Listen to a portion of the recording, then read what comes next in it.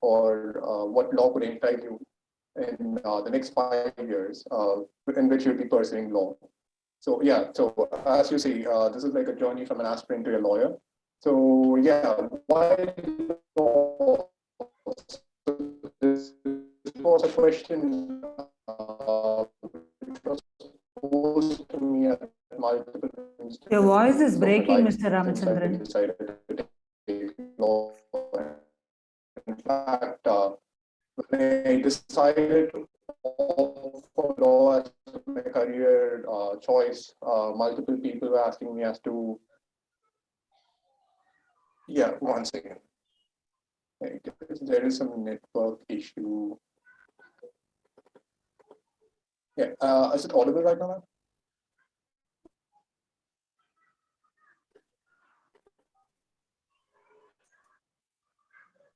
Yes, sir. Yes, sir, it's slightly better now. You can continue. Thank you. Yeah. Ramachandran So sir, you can I can continue switch off the video and it will be okay. Yeah, one second.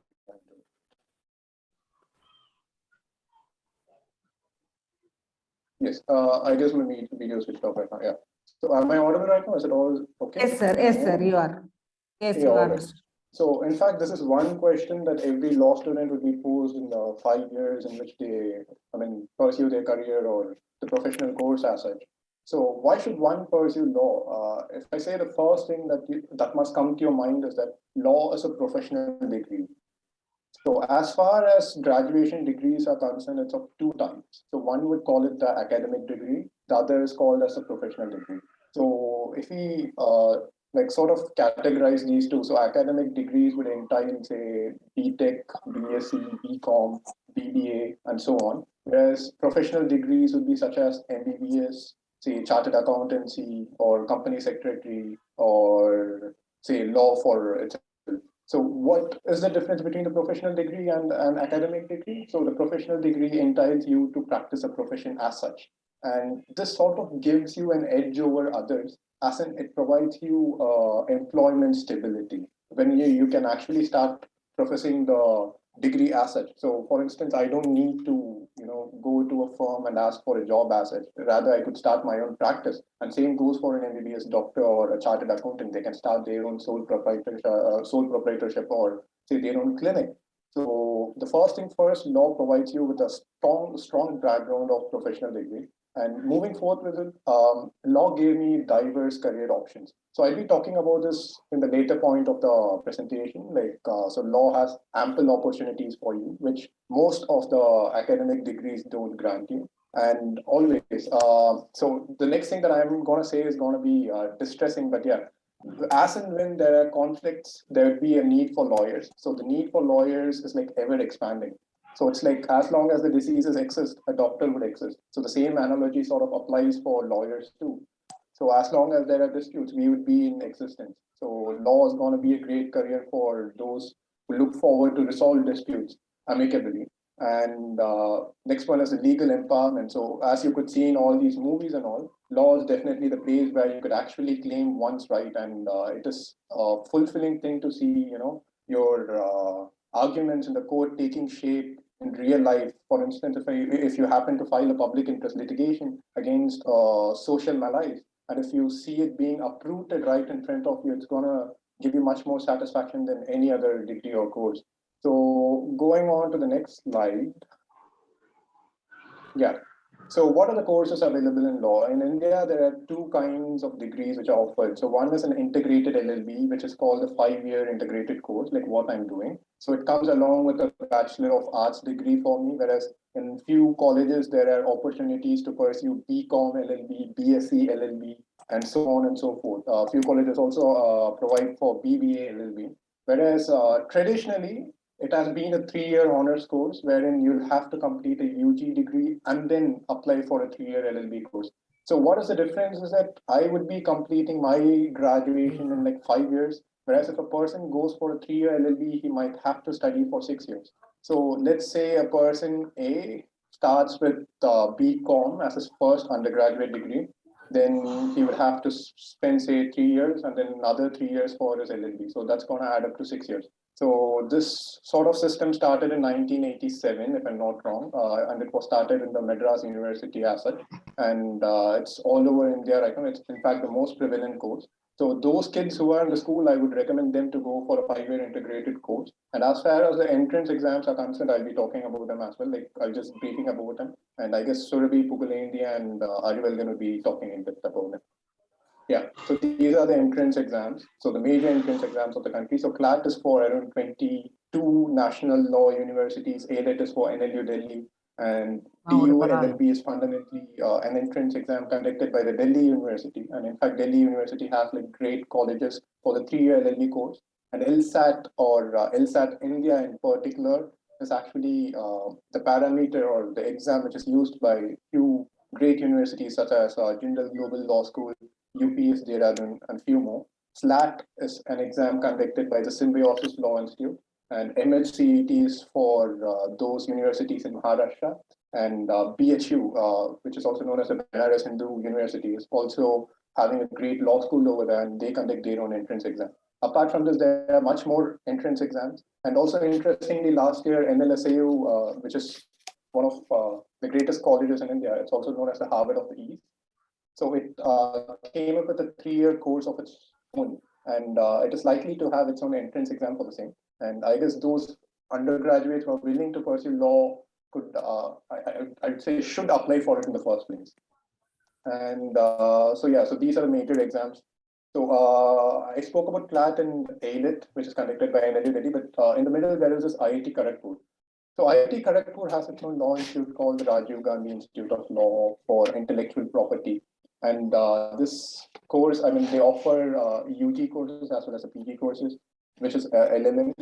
So if you want to pursue law after having a science degree, then this place would be the best place because they sort of enhance your scientific knowledge along with your legal knowledge. And it's called the intellectual property attorneys. So for instance, say there is an invention coming across and you happen to register the invention. For the same, you'd be engaging an IP attorney who's known as an intellectual property attorney. So for this particular course, you are required to have base knowledge of physics, chemistry, and biology. And yeah, life in law school, this is something that every law aspirant must be looking forward for. So the first thing is moot court. I mean, I can actually categorize into 2 factors. One is academics, and the rest all are extracurriculars. So the most well-known extracurricular is that of moot court competitions. So being argumentative is like in the blood of a lawyer. So moot courts are the places where you could hone it. And every law school, at least every national law university has its own moot court committees which host these moot court competitions, and one could participate in. And there are also international moot court competitions held across the world. So those people who have a knack for debating could also take part in debates. And as far as moot court competitions are concerned, if one wants to go abroad at the expense of a college, they could do so by participating in moot court competitions. It's like a wonderful opportunity because I happen to take part in this moot called the WIS Vienna, which happened in Vienna. So I wasn't able to go there because of the COVID restrictions. Nonetheless, it was a great opportunity for me to interact with the legal minds across the globe. This is something that I would insist that everyone in the law school must do. And apart from it, you'd be apart from it, you would be writing research papers, taking part in seminars by, say, doyens of the bars, and there'd be a hell of a lot of cultural events. Physical fitness comes at utmost priority for law students because sound mind and a sound body, that's something which we follow in law schools.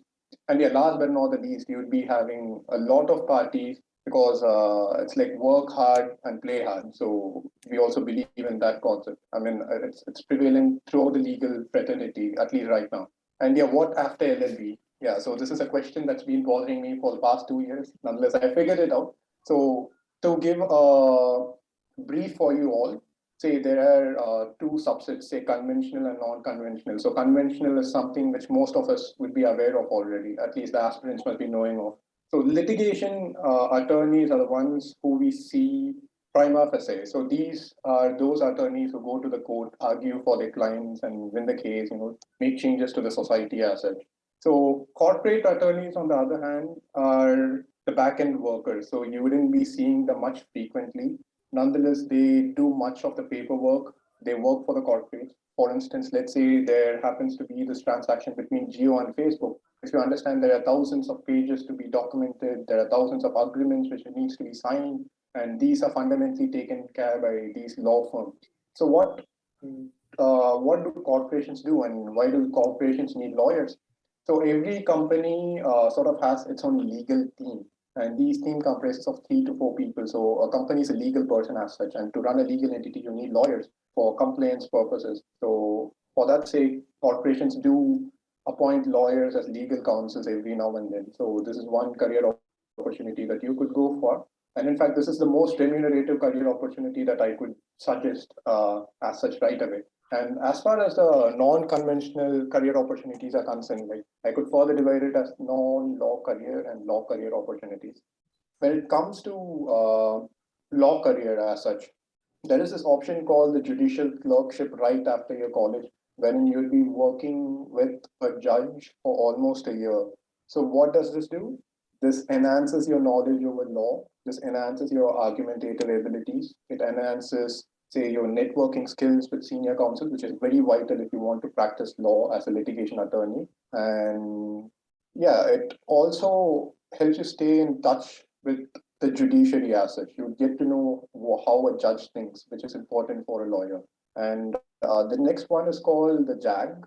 So JAG is an interesting thing which most of the people don't know. It's called the Judge Attorney General. So these are the legal representatives of the army. So they more often work with the armed forces tribunals. They also work in drafting contracts for the armed forces whenever they enter into agreements with other countries, or say they also are involved in negotiations, cross-border negotiations as such. And it's a pretty vast arena for one who wishes to, set their foot both in armed forces as well as law.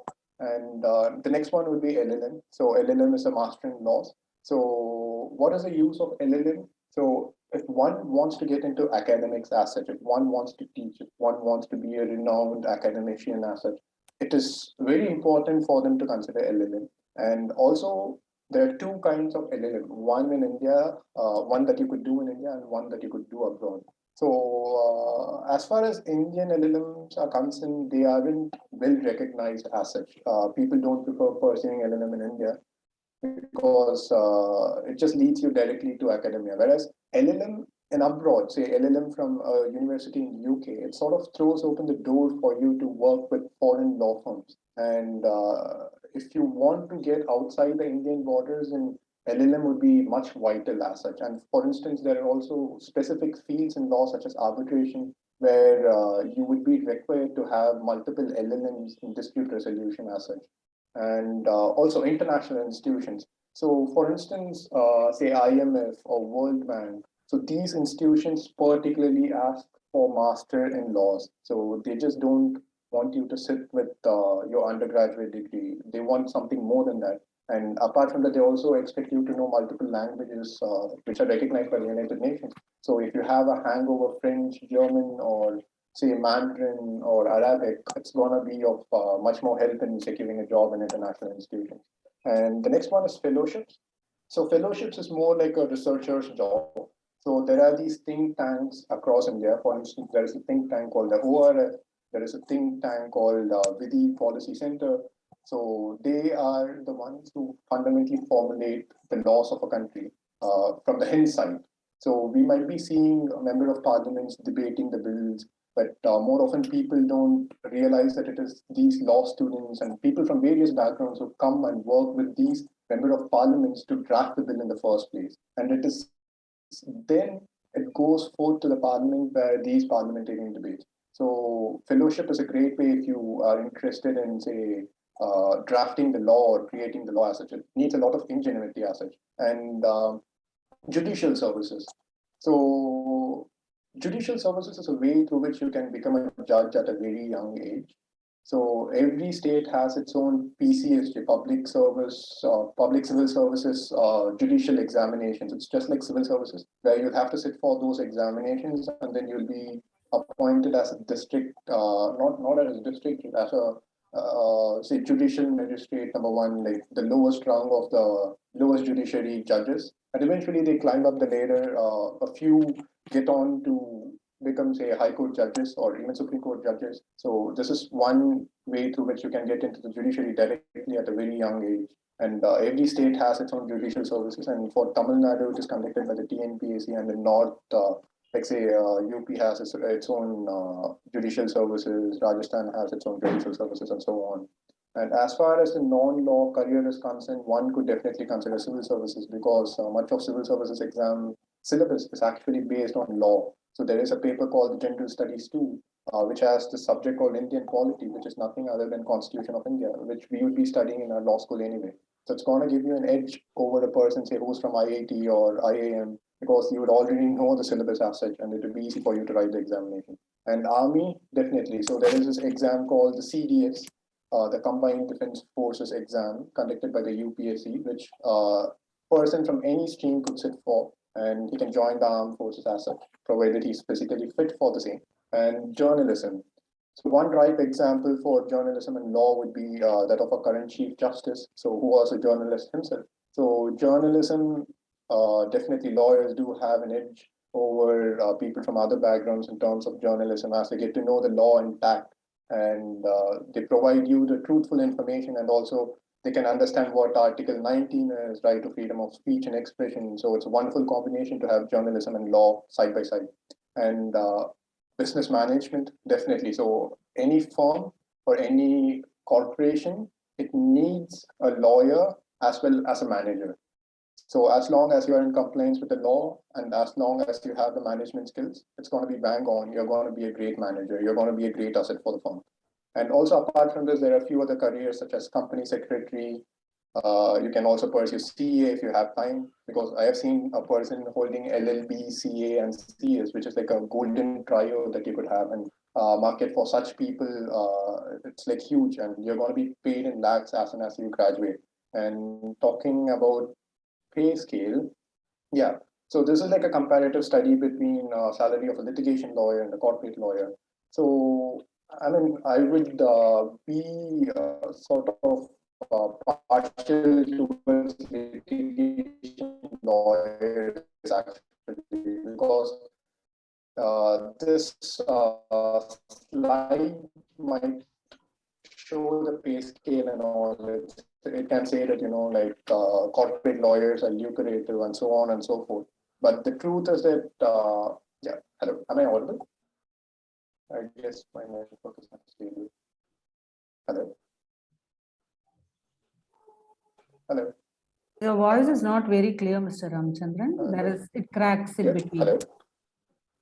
Yes, it is not very clear. Voice is not very clear. Okay. Okay. Am I audible right now? I guess I'm having Yes. some network issue actually. Now it is better. Please continue. Yeah. Can I go on? Yes, please Yeah. go on. Please go on. Yeah. So I guess this is my last slide, so I'll just complete it right again. One second. Yeah.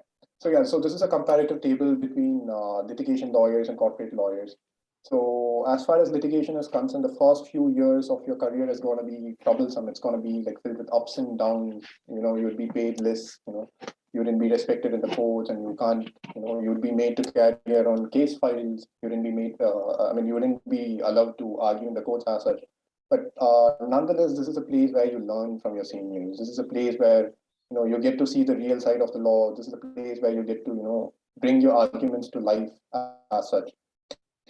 It takes time. It takes time for you to become a lawyer like Harish Salve or others, but it will happen over a period of time if you're patient enough. But as far as the corporate lawyers are concerned, they are paid in lakhs as soon as they graduate. For instance,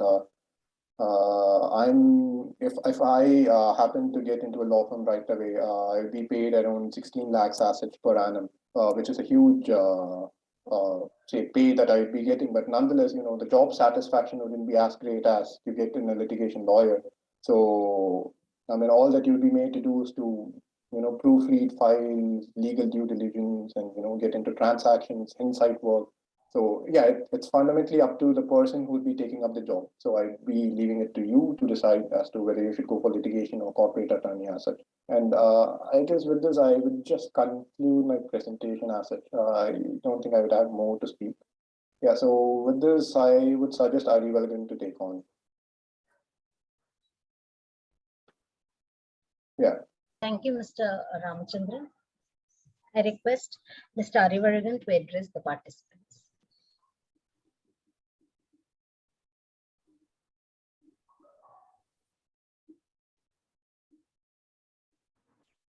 I hope my screen is clear, my video is clear, my audio is clear. Please give me a confirmation now.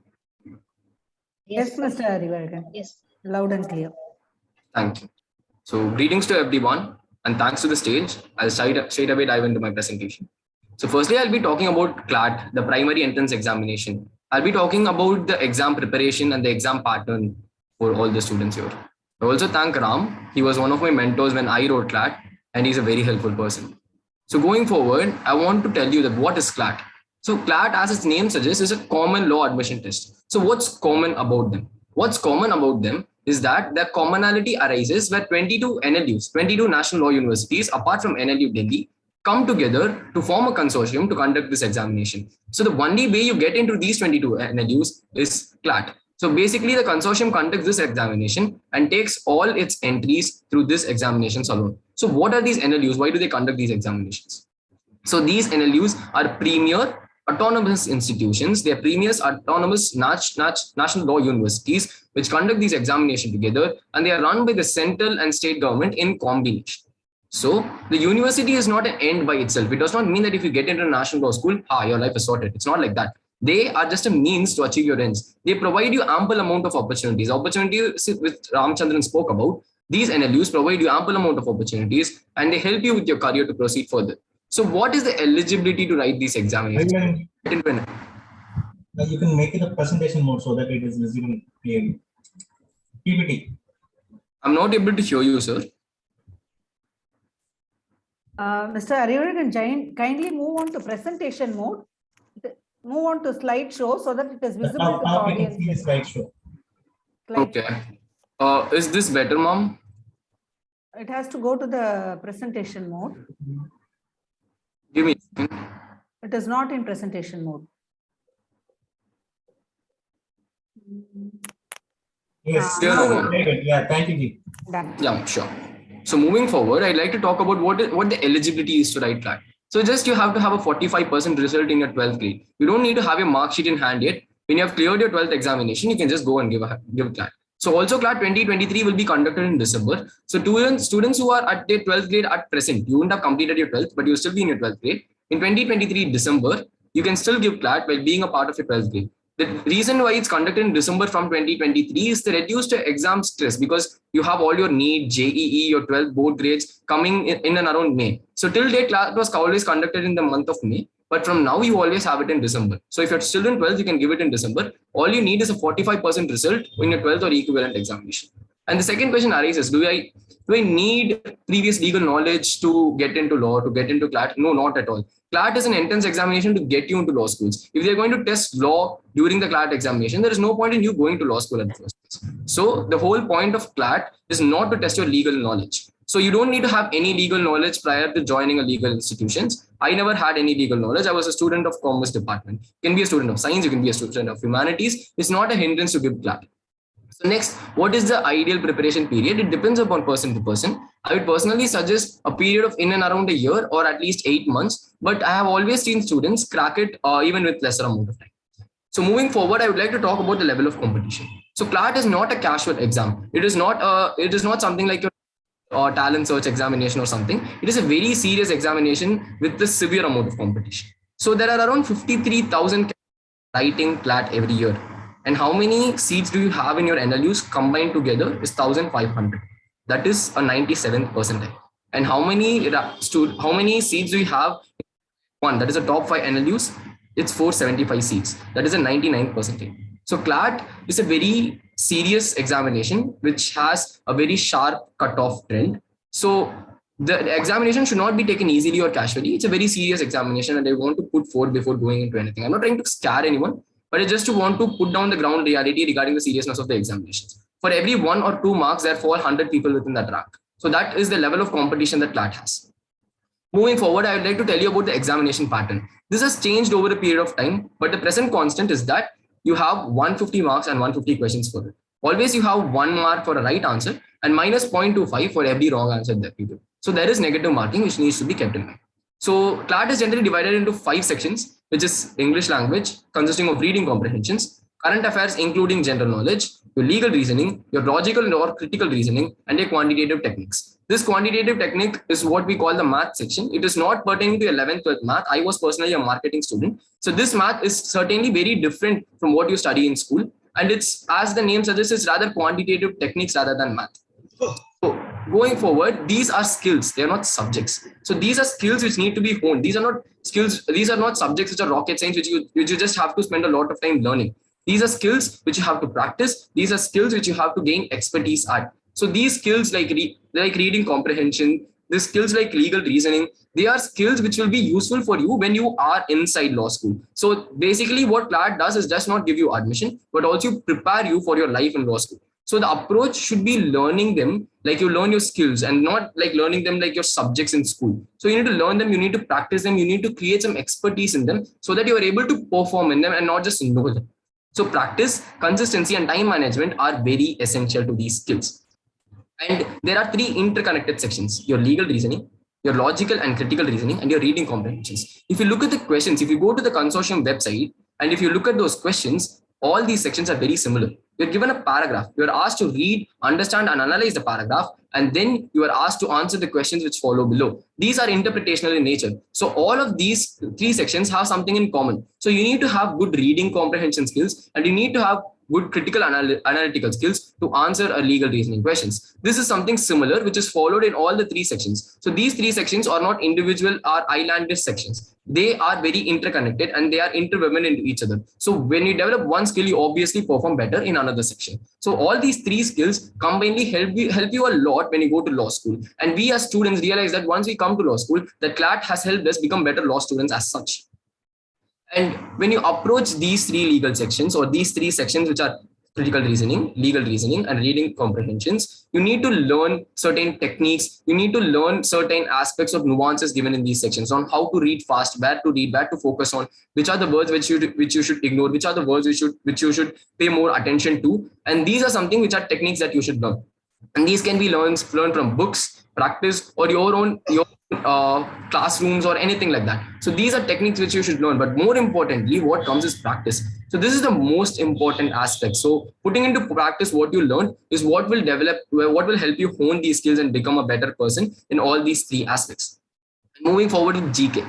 So GK is like divided into 2. So firstly, it's current affairs, which should be a major focus. Exhaustive preparation is required. So what sources you can use for current affairs are the newsletter. Excuse me for a second.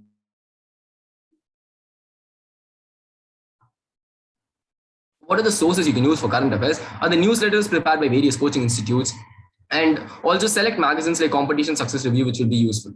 And the current affairs should not be taken easily. There is a very exhaustive list of things that you should know, because anything under the sun can be asked in CLAT. And also static GK. So static GK, you need not know random facts and numbers. What you need to know is the allied general knowledge to the current affairs that is given. For example, if there is a peace conference happening in the United Nations, you need to know about the United Nations. You need to know about the structure of the United Nations. You need to know about how it functions. You need to know about the previous peace conferences. So since there is a current affair, that is a present peace conference that is happening, you need to know about the allied general knowledge. And the best way to get all this general knowledge is through newspapers. Newspapers are the single most best source for CLAT, because that gives you reading skills, that gives you interpretational skills, and that gives you GK. So it all the more covers CLAT as like a holistic source. So newspapers are very important. Personally, I'd recommend reading the Hindu every day for starters. And going forward with the last slide, it's about your mocks and coaching. So mocks are the most important in your CLAT, because when you learn aspects, when you learn techniques, when you learn practices, you need to put them into reality. You need to put them into test. So giving a mock helps you evaluate your preparation. Giving you mocks helps you analyze your competitions, because students from all India will be giving you mocks, and you will know where you stand in comparison. And you can analyze where you have gone wrong and where you have gone right. You can do a SWOT analysis with your strengths and weaknesses, and then you can improve. This is the most important part. When you make mistakes, you need to improve. That's the whole point of mocks, and you become better at giving the examinations. So every person who gives CLAT minimum needs to give around like 50-60 mocks to continuously evaluate them. This is not just given before the examination, but throughout the process. So if I start CLAT preparation today, I should probably start giving my mocks from next week, because since this is a continuous process of evaluation, a self-evaluation that you need to make. And also taking mocks from multiple coaching centers is very important, because one coaching center can probably have like 10,000 students. But when you take multiple coaching centers, you'll be able to cover the whole lot of 50,000 takers preparing for CLAT. So you'll actually know where you stand. So, and classroom coaching is not a requirement. Since I told you this is not rocket science is going to be taught, you just don't need to learn these subjects. You need to hone these skills. So rather self-practice and self-motivated preparation is rather more important than classroom coaching. With that, I would like to thank for the opportunity, and also thank Catherine ma'am. She's a very sweet person, and thank her for calling me for this opportunity. With that, I give it forward to Surabhi Puvedi. Thank you, Arivargan. I hope I'm audible. Surabhi, you are. Yes, ma'am. I hope my presentation is visible too. Yes, So, it is. hi, I'm Surabhi Puharinti. Currently, I'm in my third year pursuing BBA LLB in Symbiosis Law School, Pune. I will be focusing on the other entrance examinations that are available and provide a few insights into the preparation and selection process based on my experience. So apart from CLAT, which Arivargan emphasized on, there are various other entrance examinations. The main focus is, of course, on CLAT, considering the large number of colleges and the primary institutes which fall under that. Beyond that, we have the National Law University of Delhi. So for this, the specific entrance examination is AILET. The preparation for this would be very similar to CLAT. The mode of examination will be offline. There are 150 MCQs and 90 minutes. So this directly emphasizes on how you need to strategize. So you get less than 1 minute per question. So this basically is for AILET. I will come to the preparation aspect once I lay emphasis on the various entrance exams that are available. This is the subject-wise demarcation of the number of questions and the marks that will be allotted. Similar to CLAT, even AILET has negative marking, so the questions have to be attempted very carefully. Next, we have a Symbiosis Law School. So this is known as CLAT. There are 4 branches of Symbiosis, which are in Pune, Noida, Hyderabad, and Nagpur. So Symbiosis has 2 additional levels subsequent to the entrance exam. So it's called the PIWAT. So the PIWAT, which is basically personal interview as well as written ability test. So in this, beyond the MCQ-based exam, there are 2 stages that are evaluated. One is a written ability test, wherein you will be asked to write an essay or a critical comment on a topic. So I have put forth the questions that were asked in the previous year PIWAT. So one of the questions that was asked was regarding law and its relation to dignity of women in India. So of course, here when you write, you are not expected to know the law in depth, but rather it tests your general knowledge, your ability to answer critically. As far as the personal interview is concerned, after the counseling session, a certain number of students are chosen for the personal interview, wherein you have to visit one of the Symbiosis campuses based on where you apply to. And you will be interviewed by a panel, one consisting of an in-house faculty as well as an external person. So here you will be tested for your ability to communicate, your ability to speak. So this is a holistic process wherein you will be tested for your general knowledge, your ability to think on the spot, as well as your interpersonal communication. The next entrance exam is LSAT. So LSAT is one of the important exams to apply to a lot of private universities in India as well as abroad. So as far as LSAT India is concerned, one of the most important institutions to get through is the Jindal Global Law School. So the mode of examination will be online. It would be for about 2 hours and 20 minutes. And the application forms are already out for it. And the students it'll again be MCQ based. And the students will basically be rated between 420 and 480 on a percentile basis. And there are a lot of law schools which consider your LSAT scores. So some of these colleges solely take in only your LSAT scores, while others do consider your LSAT along with perhaps your board marks or your CLAT marks and various other combinations. This shows again the demarcation of the number of questions and the time allotted. So one important aspect to be remembered as far as LSAT is considered is that you are given a fixed amount of time for each section. So unlike other entrance exams wherein you can use your own discretion to take up each of the sections, in this case, you cannot stay in one section beyond 35 minutes. This is the Jindal Global Law School. And the next one is MHCET. So this is exclusively to the Maharashtra law schools, apart from RMNLU as well as Symbiosis Law School, Pune. So the mode of examination is online proctor, which gives you the comfort of taking it at your home. The applications will be out by January and there are no negative markings. The medium of question paper would be available both in English as well as Marathi, which is mainly to focus on the students from Maharashtra. This is the demarcation again. I'm not focusing more on this because of the paucity of time. Perhaps I will get the PPT shared through one of the faculties here. The next is Christ University. So there are two campuses, one in Bangalore and other in Lavasa. Their entrance exam is CULEE. So again, like SLAT here, beyond the entrance exam, there is also an interview as well as a presentation that will be conducted. Other similar entrance exams include the Delhi University entrance test, the ALET, the LSAT, the AP Law Set, KLEE, and BHUET. So these, of course, are available at your disposal on the internet, as well as I will share this PPT with you. Going to the elephant in the room, how do you prepare when there are so many different law exams and each of them have a different pattern and different time that is allotted? So of course, CLAT will be the ultimate objective. So you make a CLAT centralized preparation. And then it is very important for you to make note of the various entrance exams when the application is due and perhaps make a calendar so that you do not miss out on any. Now, once you start preparation, the entrance exams start from roughly Jan, which is LSAT. So LSAT gives you the opportunity to take it twice, once in Jan and once in May. So since the entrance exams come back to back, it is suggested that before you take up each exam, you try at least 5 to 6 marks and allocate like last 5 days to centralize your preparation towards taking up that exam. Because as we saw for ALET, there are 150 questions, yet 90 minutes. So it's important that you orient yourself and also make yourself used to such form of examination. So you make a calendar so that you know how you are going to be taking up those exams. The next is to devise a plan and strategize. So one of the most important aspects of mocks is they help you realize where your strengths are and where your weaknesses lie. So of course, the very concept and the very ideology behind why we have entrance exam for law is that predominantly in schools, we learn the commerce subjects and the science subjects. But when they choose students for law, they do not want students who are good at learning things directly from the book. They want students who have critical thinking ability, people who can communicate, students who can contribute in the classroom discussions. Because in law school, the environment that you are surrounded by largely dominates how you think.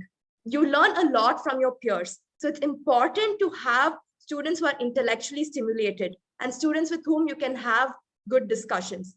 So the entrance exams are such that they do not exactly test your ability to learn things, but rather the ability to analyze and learn stuff on the spot. So as Arivargan emphasized, most of the exams have huge paragraphs, huge comprehensions, which show how you are able to attempt and deal with questions on the spot. So you do not prepare for the exam, but you prepare for your law school life, right? So and the next is mock your way out. So mock exams, just another, to understand what mock exams are, basically before you give your main exam, you try to take up multiple mocks, which is basically the main exam, but to prepare yourself before. So when you mock your way out, what you mean is that you take different mocks. And how do you take the different mocks? You try taking these mocks with different orders. You try them with different patterns, because it is not necessary that you should be able to answer all the questions, because a lot of these exams have negative marking. So it's all about smart work. So that goes to the next part, which is work smart and adhere to deadlines. So you need to work smart. It's not just about hard work. You could sit and learn the entire GK textbook, but that wouldn't be enough because you would only get 35 questions as opposed to 35 plus 35 of another set.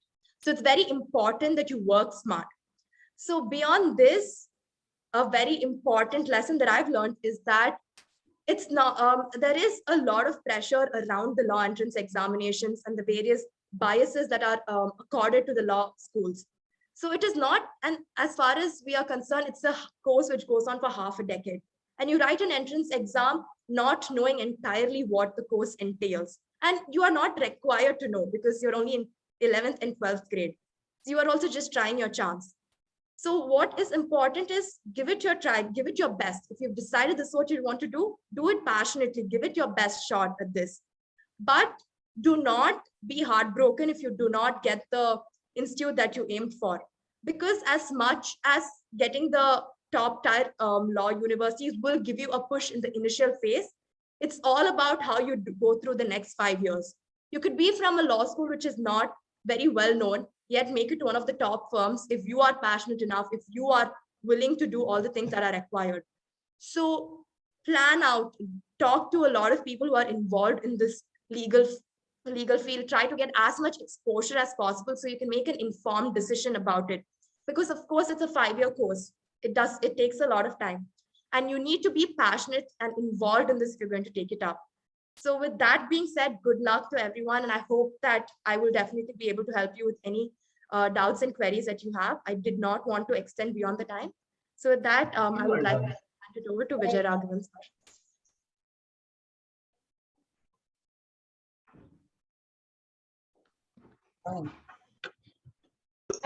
I'd like to thank the three speakers for their very enlightening information. A gentle reminder to the participants to type their queries in the Q&A box, which will be answered after Vijay Raghavan sir speaks. May I invite Sir Vijay Raghavan sir to address the Good evening to one and all. After hearing the three students, I'm quite envious of them and all the parents and teachers, students who may be listening into. None of us 25 years ago had any such opportunity. And the way in which they digitally handled their speech, even today, I am what should I say, incompetent. I know little about computers except it's a glorified typewriter for me. Now I come straight to the point. Law is all encompassing. The three students spoke about the passion with which you should take up to law. Now, 25 years ago, if somebody had asked me, would you like to become a lawyer? I would have said, no way. Because we all talk about good old days. Lord Mansfield talked about it in 17th century. Early Norton wrote a letter to Vardacharya, a wonderful lawyer in Chennai in 1920 about good old days. He said, we had a Muthuswami Iyer before the High Court, but who are we having after some years and all? The same difficulty does not arise now in 2021. We don't need to talk about good old days about law because law is all about the future. Please understand that. You can set the law, you can set the pattern, you can set the ball rolling for yourself, and the future is full of promise and nothing but promise. That coming from a lawyer who actually I had taken up for IAS. I went up to the interview, I gave it up and came. Then I wrote TOEFL and GMAT, got through, got a couple of courses, but I was told I can't leave India because my brother was away abroad. So I was told both of you cannot be outside India, one of you has to stay back, and I was the fall guy. Then I went and State Bank probationary officer, I joined and I came away for all the wrong reasons. And now then I became a lawyer, which means I became a lawyer quite accidentally. The same as Nani Palkiwala did, or Sam Manekshaw became an accidental soldier. But once you become a lawyer, and after that, what passion you develop is what can make you or mar you in your career. I loved law simply because I loved the language. Law is nothing but language. Law is absolutely nothing but language. Anybody can be see the way that the children spoke, the three students, When I heard them speak the language, the felicity with which they were expressing their thoughts, and the manner in which they were trying to communicate what they wanted to do with the techosevi hand they were having at the end of their fingertips, made me understand that they are much better lawyers today than I am today. Today, they can be much better lawyers than I am today, simply because language is communicate. Law is all about communication. The way in which they can convince a judge is quite phenomenal. I would tell them, if they want confidence in their lives to become a great lawyer, please attend any High Court or even Supreme Court virtual hearing. All three of you will not be defeated in your expression of the language by even the senior most lawyer today. I'm guaranteeing that. That is simply because DAV school probably pays a lot of emphasis on language, and the skill that is developed by these children will stand them in good stead. So one communication I am making straight away to all the students is, if you are comfortable in the language, if you are in a position to express yourself well, you may be choosing law, which may be the best course that you can ever choose. That is a great start you have over anybody else. Or engineering or medical does not require that much of language, but even though language will help you there, but in law, language will help you a real jump start in your career, which you may not have otherwise. This is the first one. The second one, as you join law, I am not saying you should, what is passion after all? If you want to be passionate about the course, you should not think about the money that is lying behind it. You should think about the job satisfaction that Arivaragan or Ramachandran was talking about. The jobs, he was even comparing the corporate lawyers with the litigation lawyer and suggesting the corporate lawyer may be making big. When he spoke about 16 lakhs as a start for a student of law college getting into, I was dumbstruck. It took me 20 years to see a lakh of rupees. Impossible. But in the meanwhile, what I learned in law helped me write about 10 books. That is a joy that can never be reached in any other profession than law.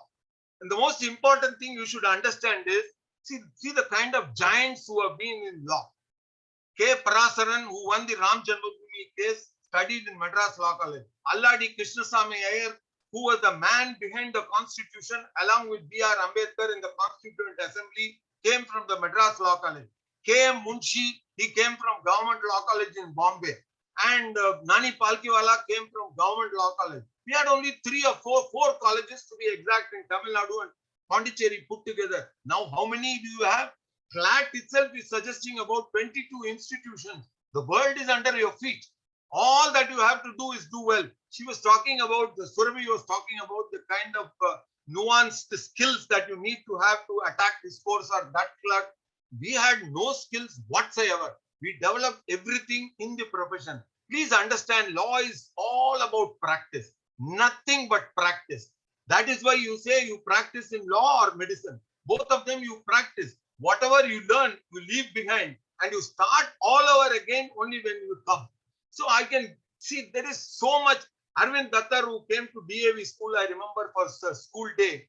When he joined the profession, he used to tell me very clearly that he did not have so many briefs to practice and he was not very busy in court. But what did he do?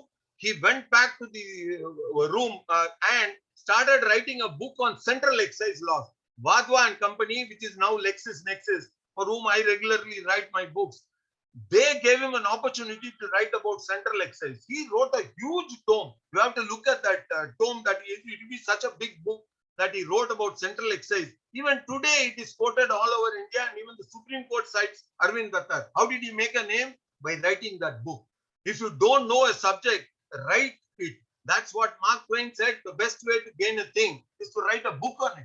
That's exactly what Arvind Dattar did. And probably that's what helped me and Justice Kannan, who retired from Punjab, Haryana. We too wrote a book on motor vehicles insurance. And we are happy to say it is being quoted all over India by the Supreme Court and by various high courts. So this opportunity you don't get anywhere else but law. You can be your own student, you can be your own professor, and you can teach yourself. And the wonderful thing about law is going and attending every day.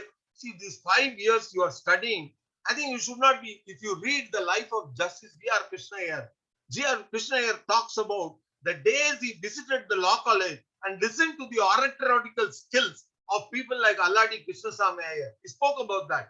This you don't get.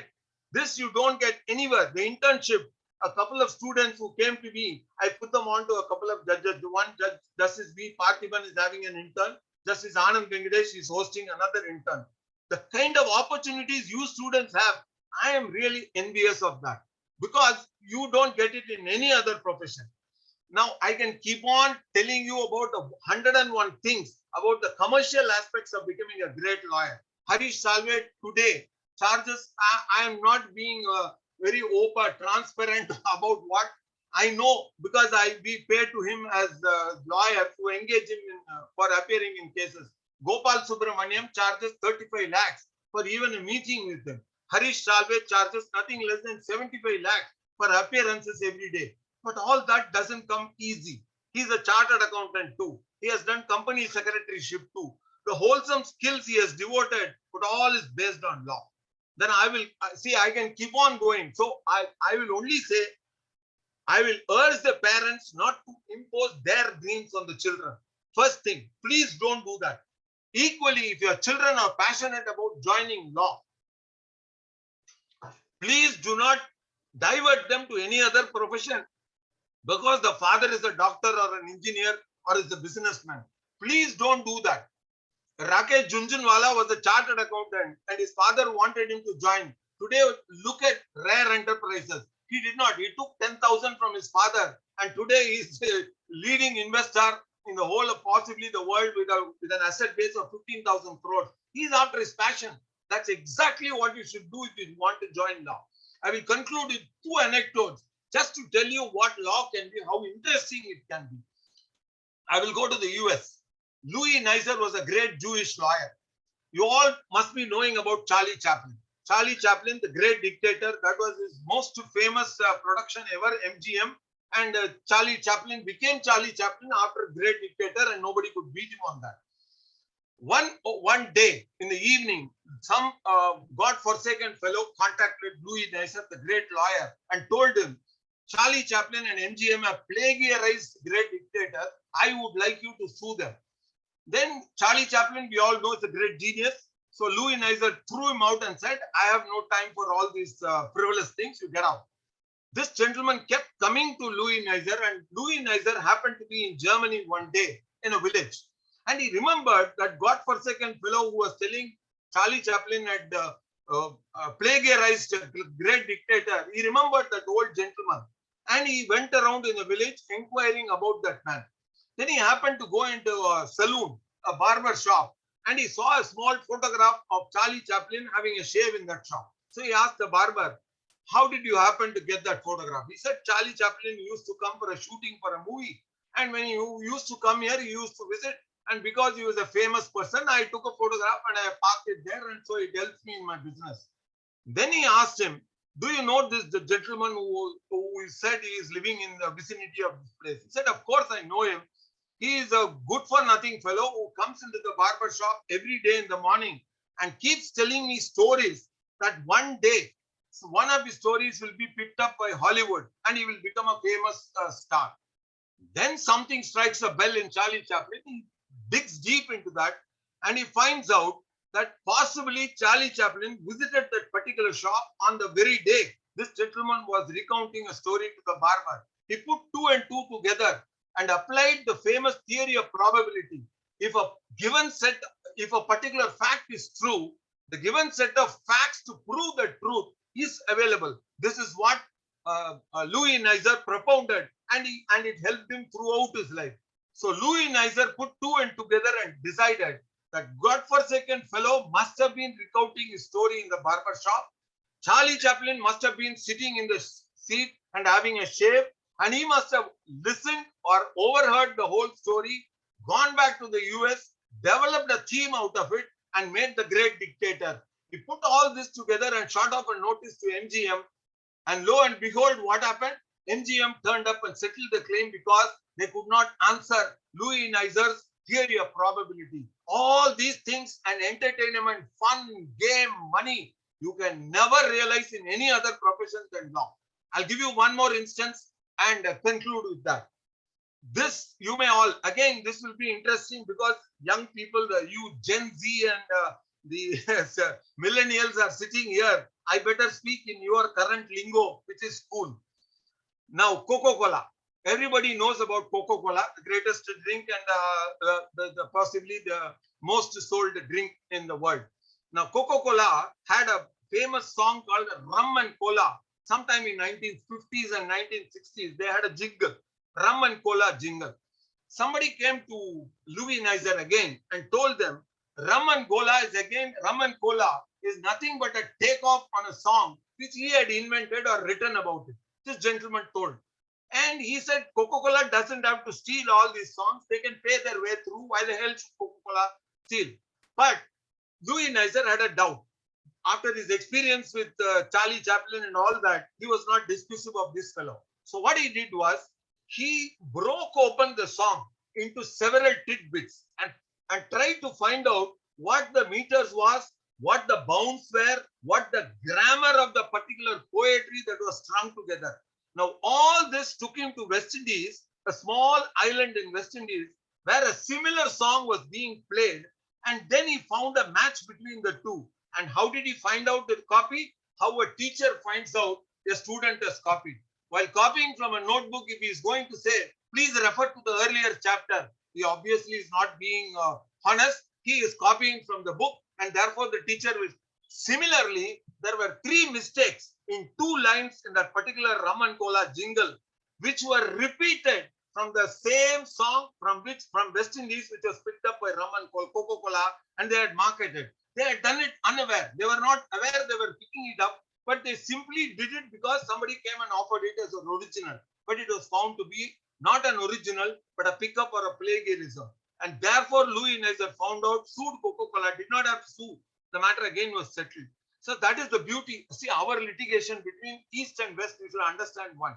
In Western litigation, it is all very costly. So people try to avoid litigation. In India, as Palkiwala said, we have a snail's pace with regard to, and we have a belief, like DAV must know best about it.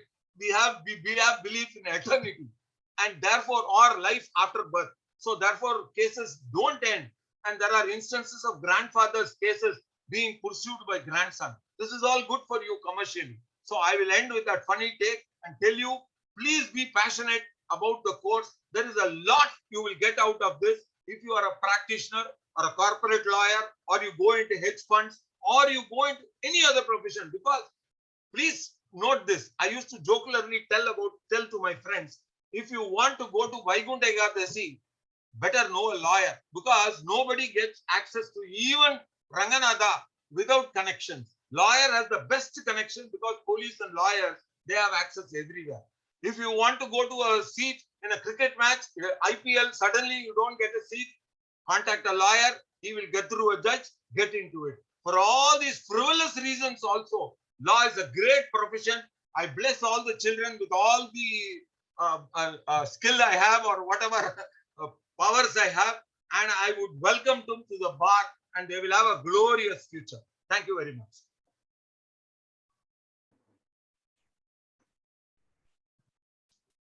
Thank you, sir, for your valuable and motivating words with interesting anecdotes too, accompanying them. We now move on to the question and answer session.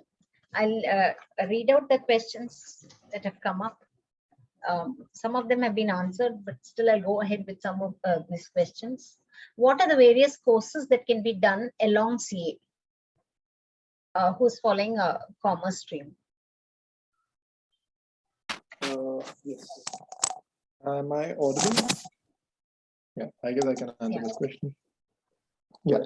So, well, along with CA, right? So I guess the Institute of Chartered Accountants does have some code share or MOU with a few universities. For instance, when my brother was pursuing CA, the ICAI had an MOU with the Indira Gandhi Open University. So he did his BCom honors from there. And he also did his chartered company secretaries. And you could also pursue ICWA, which is the cost accountants. And yes, you could also pursue LLB but it takes in a lot of effort because CA and LLB both together are like super taxing subjects. It needs a knack of their own. So yeah, you can also pursue, say, BBA from few universities, because BBA is also relatively, less intensive degree as such.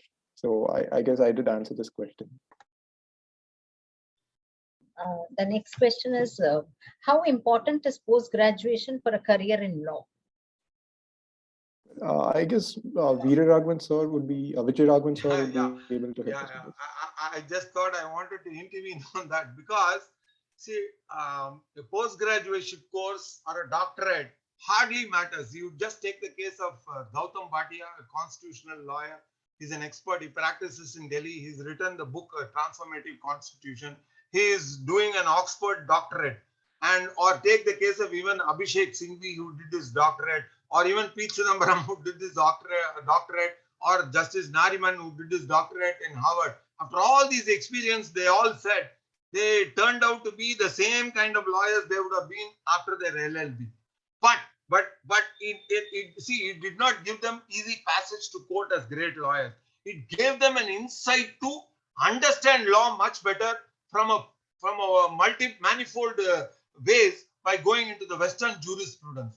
Our Indian, see, let me be very frank about it.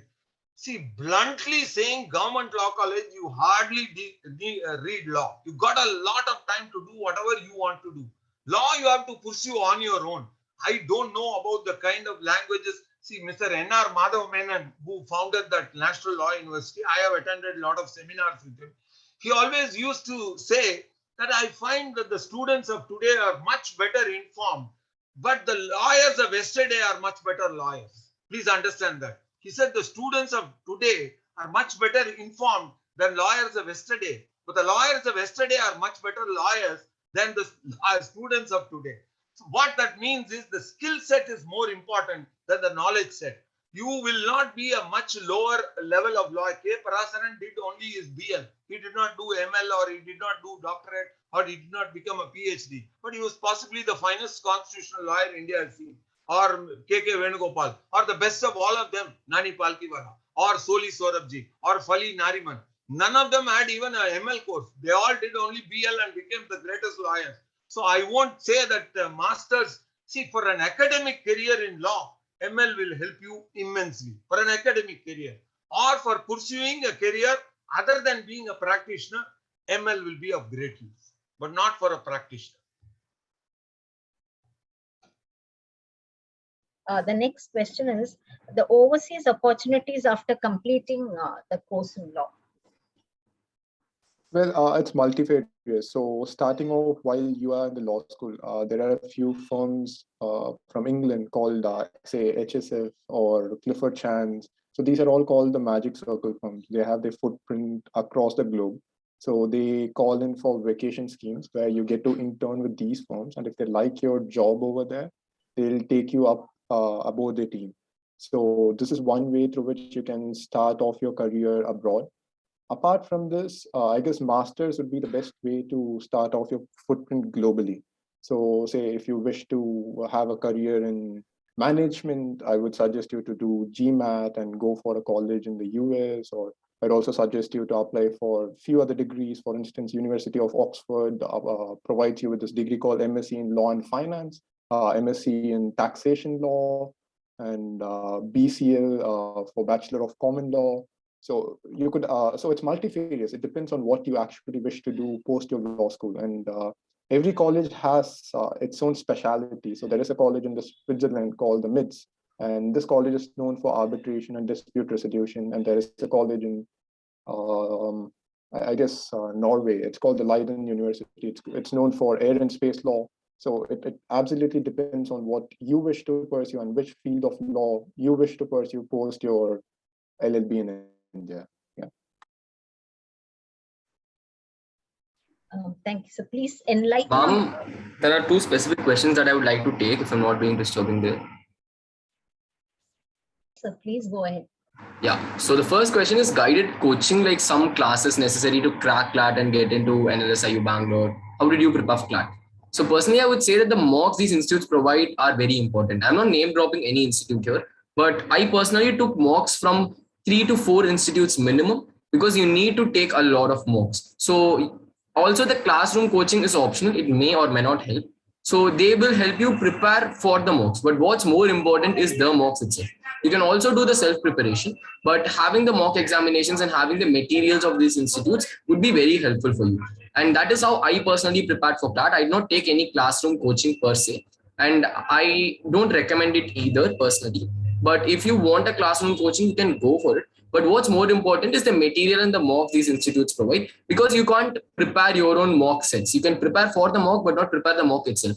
So it's better to appear for mocks of various coaching institutes, get your all India rankings, see where you stand among your competitors, and drive yourselves towards it. So this is regarding the coaching centers. And how was your approach towards GK for CLAT? So GK is a very tricky section. So the most important part is the current affairs. And also the GK should flow along the lines of your current affairs. They should not be an islanded procedure. So for example, when I was studying for CLAT, the then President Donald Trump proposed the West Asia Peace Plan. So for example, when you read this, you need to know what the West Asia Peace Plan is. And after reading what the West Asia Peace Plan is, you need to know about the Israel-Palestine conflict. So how it started, what's the situation now, what are the treaties that they have, how has the UN reacted? You need to know about a lot of these things. You need to basically be a curious person. Regarding materials, you can go for the weekly or monthly or even daily magazines or daily newsletters provided by most of these CLAT institutes. They are very CLAT specific in nature. They are very entrance exam specific in nature. They pretty much give you the best content for CLAT GK. And also you can go for other, if you're ambitious, you can go for other GK material like the ones given by the UPSC institutes. They are more exhaustive in nature. And also reading newspapers is quintessential and very necessary. Thank you.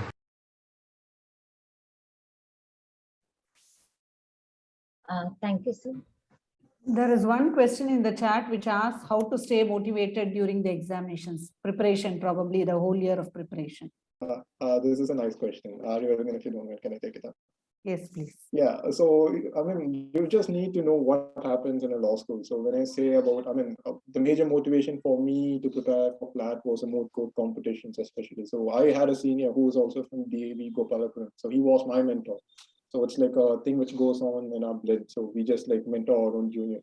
So he was in NUJS, and I remember he used to go to Vienna. He used to go to Frankfurt. He used to go to Hong Kong, mooting all around the world. So, it gives you an opportunity to go around the globe. You can be an international attorney. You could talk with the excellencies, like the international leaders as such. So that was the main motivation for me. And apart from it, if you interact with people like us, like who are in the law school, what goes on inside the law school, you'd be definitely intrigued as to this what the law school has to offer. So henceforth I should be there. You should believe that you belong to the law school already.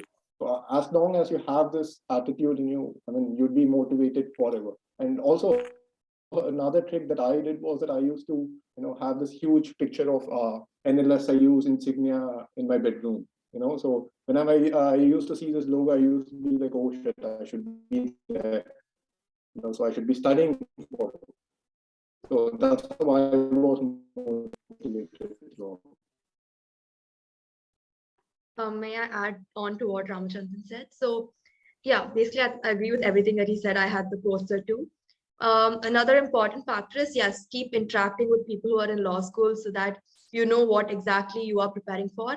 And as far as I was concerned, I genuinely enjoyed the preparation, especially legal reasoning. It really gave me an insight into what exactly I would be doing in the next 5 years. So it's important that you enjoy your preparation because it should come from within. You shouldn't have to feel the need to do it for somebody else, but you're doing this for yourself.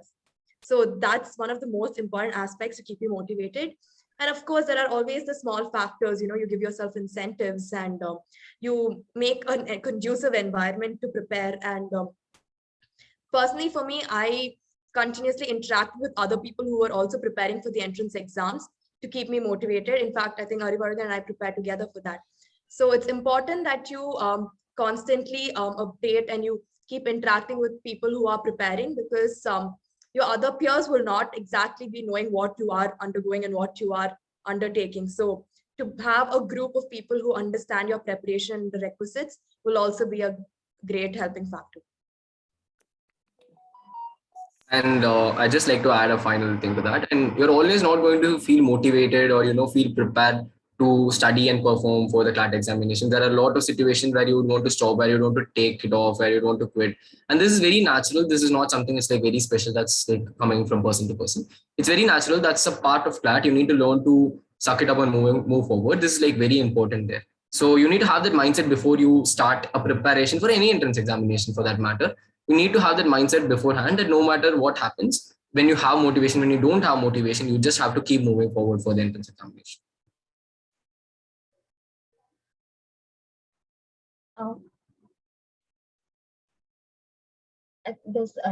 I'd like to remind the participants that the questions, this recording is available on our website, so you can go ahead and clarify or look at it. May I now request Dr. V. Padma to propose the vote of thanks. Namaste all. Gratitude is a positive moral emotion that leads to the values of benevolence and universalism, says a recent research study. I take immense pleasure in expressing my gratitude to Mr. Vijay Raghavan, Senior Practicing Advocate, Madras High Court, for walking us through the qualities that a lawyer should have and how the life of an advocate would begin and progress. Thank you, sir, for your inputs. This would have definitely helped the participants understand how the career would progress. My thanks are due to Mr. Ramachandran, student, National Law University, Lucknow, and an alumnus of DAV Boys, Gopalapuram 2017 batch, for helping prospective law students understand what to expect in a law university. I am proud to say thank you to Mr. Arivaragan, an alumnus of DAV Boys, Gopalapuram 2019 batch, and a student of Nalsar, for having talking to us about the preparation for various entrance examinations and how to crack them to pursue the passion of becoming a lawyer. Thank you, Mr. Arivaragan.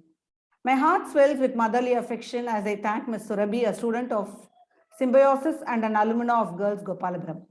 Thank you, Surabhi, for helping us understand the other examinations that lead to law universities, the examinations like IELT, LSAT, and SLAT, on a 360-degree perspective. I thank all aspirant lawyers for joining the call and their parents for their everlasting support. Thank you all. We want our students to choose a path after knowing what would be available at the end of it. We would like to talk to you about as many careers as possible with you before you choose one. Hence, our next career guidance session, which will be on 1st January 2022, will be on how to be a career in armed forces and how to crack NDA. Make the best of the opportunity to get a peek into a career in the armed forces.